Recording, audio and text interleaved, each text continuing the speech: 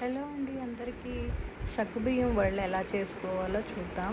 సగ్గుబియ్యాన్ని night నానబెట్టేసుకొని morning water అంతా filter చేసేసుకోవాలండి. పొటాటోని boil చేసి పెట్టుకోవాలండి. ఈ వడగట్టిన సగ్గుబియ్యంలో ఈ పొటాటోని బాగా స్మాష్ చేసి వేసేయాలి. దాంట్లోనే పచ్చిమిర్చిని కూడా పేస్ట్ చేసి వేసుకోవాలి. వేసుకొని చూడండి, ఇలా మంచిగా అన్నీ కలిసేలా కలుపుకోవాలి. పచ్చిమిర్చి పేస్ట్ వేస్తున్నా, మిక్సీ పట్టేసుకొని వేసుకోవాలండి. పచ్చిమిర్చి అన్నీ వేసి బాగా కలుపుకోవాలి. తర్వాత సాల్ట్ వేసుకోవాలండి. సాల్ట్ వేసుకొని మొత్తం అంతా మంచిగా కలుపుకోవాలి. మనం పల్లీలని కొంచెం ఫ్రై చేసి పల్లీలని మిక్సీ చేసుకొని ఆ పౌడర్ కూడా వేసుకోవాలి.